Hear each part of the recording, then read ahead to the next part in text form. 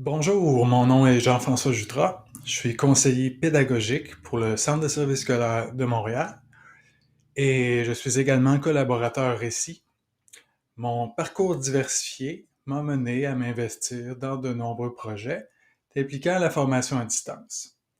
Première question, qu'est-ce que la formation à distance et quels sont ses avantages? Pour moi, la formation à distance, c'est comme la version moderne de l'école, l'adaptant à la vie de l'élève et lui permettant d'apprendre de n'importe où. Selon Jacquino Delaunay 2015, la formation à distance est une activité éducative dissociant enseignement et apprentissage dans l'espace ou le temps. En formation professionnelle, la formation à distance ou FAD offre quelque chose de résolument pratique. Donc, son ou ses principaux avantages? D'abord, l'accessibilité, mais ça dépend pour qui. La flexibilité, encore ici, bien que ça rend certainement l'offre en FAD attrayante. Et l'accompagnement personnalisé, pour moi, c'est l'avenir. Sinon, qu'est-ce que la FAD n'est pas? Si ce n'est pas la présence, la formation à distance n'est pas une simple transposition des cours en présence. C'est une approche distincte, nécessitant une adaptation pour être efficace quand les enseignants et les élèves ne sont pas réunis physiquement.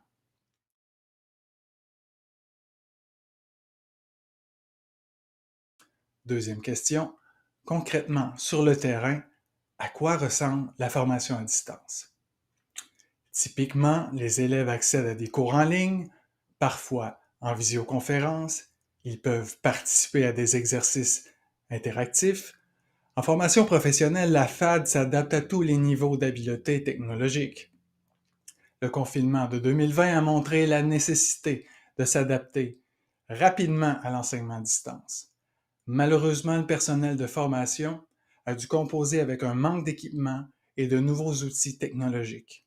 Mais surtout, ils ont manqué de recul pour se préparer adéquatement. Par ailleurs, le manque de directives données aux apprenants au début de la pandémie a causé des inégalités dans les apprentissages, entraînant un manque d'autonomie chez les élèves. De plus, la FAD soulève des questions quant à son applicabilité à la diversité des métiers. Prenons l'exemple de charpenterie-menuiserie. Il existe des moyens innovants pour enseigner ces compétences pratiques en ligne, mais est-ce vraiment la formation qu'on souhaite offrir? Ensuite, l'offre de formation à distance varie d'un centre à l'autre.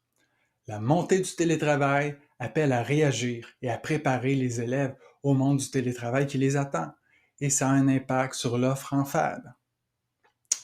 Le déploiement d'Internet amène aussi plus d'accessibilité à des ressources en ligne.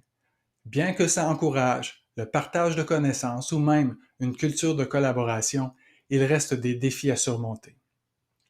En guise d'exemple, les élèves ont souvent accès à des vidéos de formation, à des supports de cours téléchargeables, ils peuvent participer à des séances en direct qu'on dit synchrones ou les visionner en différé qu'on dira asynchrone. De même, des enjeux par rapport aux droits d'auteur sont à surveiller. En formation professionnelle, la FAD permet de combiner théorie et pratique dans un format hybride. Par exemple, pour un cours de soudage-montage, la théorie peut être enseignée en ligne, tandis que les compétences pratiques sont développées lors de séances en atelier. Autre exemple, en APED, un même cours théorique peut être offert 2 fois par jour pour s'ajuster aux horaires des préposés aux bénéficiaires.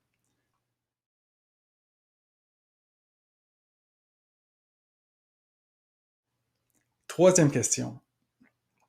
Au centre de formation professionnelle qui envisagerait la FAD, que recommanderiez-vous? D'abord, se renseigner sur les offres des autres centres et considérer les avantages des diverses modalités. Ensuite, évaluer la préparation de l'équipe et planifier soigneusement. L'interactivité et l'accompagnement sont des éléments clés pour une intégration réussie. J'insiste beaucoup sur l'accompagnement parce que si de maintenir un contact régulier et répondre aux besoins spécifiques des apprenants devenait plus complexe pour les enseignants en FAD, pour un étudiant en difficulté, La distance qui s'accentue avec ses enseignants, mais aussi ses camarades, peut réduire ses chances de réussite. De là toute l'importance du développement de l'autonomie pour l'atteinte des objectifs d'apprentissage en FAD. Quatrième question. Pour aller plus loin, que recommandez-vous? Suivre les recherches récentes et moins récentes, visiter des sites spécialisés en FAD, comme explorer les fonctions tutorales via le récit national de la formation à distance, qu'on dit aussi récit FAD CED maintenant, ou récitfad.ca. J'inviterai à consulter les CP Récits en FAD pour sonder le terrain, également Campus Récit pour les auto-formations, les micro-formations et Moodle FGA FP, maintenant, sur les plateformes sur lesquelles on peut vraiment se créer des modules de cours et partager, aller voir ce qui se fait ailleurs. Sinon, je vous suggère aussi d'adhérer à des communautés de pratique sur la FAD.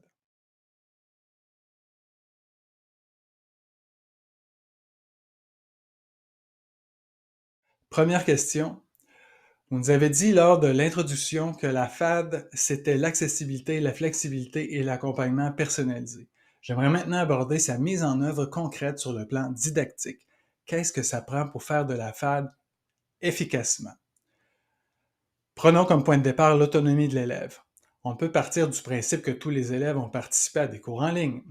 L'autonomie souvent lacunaire est renforcée par des directives claires et précises. Ensuite, il est essentiel de penser aux conditions favorables pour assurer des apprentissages optimaux. Et ça commence dès l'accueil ou la première rencontre, et ça se poursuit à travers le type d'accompagnement offert. Et le partage de documents, qu'il s'agisse de contenu ou de devoirs. Tout ça se décide bien sûr en amont. On constate un manque d'efficacité quand constamment on répète des consignes ou quand on gère des imprévus. Bien que ce soit également vrai pour l'enseignement en présence, l'enseignement à distance exige une attention particulière aux compétences numériques des élèves et même des enseignants et du personnel scolaire. Pour ce faire, il s'agit de réduire la courbe d'apprentissage en les équipant et en les formant adéquatement. Par exemple, avec une formation sur les plateformes en ligne qu'on appelle Environnement numérique d'apprentissage ou ENA. Les enseignants aussi ont besoin qu'on réduise cette courbe quand on demande à un enseignant praticien de l'AFP de passer à la FAD, en comodalité, de passer de l'enseignement individualisé au magistral. La marche risque d'être haute, sinon la piscine d'être froide. Cela dit, revenons à nos 3 qualifiants de la formation à distance du début, l'accessibilité, la flexibilité et l'accompagnement personnalisé. Premièrement, en termes d'accessibilité, assurez-vous que la structure des cours soit organisée de manière logique et claire, même dépouillée, facilitant ainsi l'expérience des utilisateurs et l'expérience pédagogique dans le matériel en ligne. De plus, il faut prévoir que le contenu soit accessible à tous les apprenants, y compris ceux ayant des besoins spécifiques. Ça peut impliquer des documents dans des formats alternatifs et une conception de cours facile à naviguer. En prenant en compte l'accessibilité pour les personnes handicapées. L'accessibilité est nécessaire pour certains, mais elle est utile pour tous. Deuxièmement, quant à la flexibilité, la clé du succès en FAD réside dans une communication rapide et fréquente. Il faut répondre aux besoins des apprenants de manière agile et adaptée.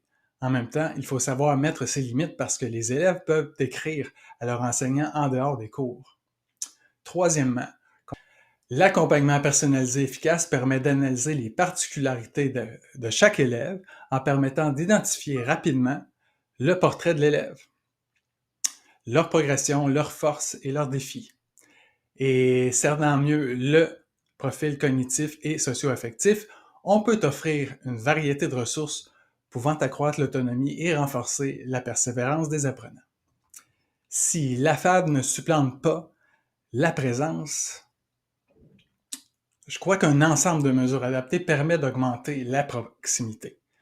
Les élèves ont besoin de socialiser ou de cet aspect relationnel plus évident en présence et devraient collaborer à distance. En formation professionnelle, l'élève a besoin qu'on parle notamment de son projet de vie professionnel. À ce sujet, la documentation est dense. Les apprentissages devraient faire du sens pour l'élève, après tout.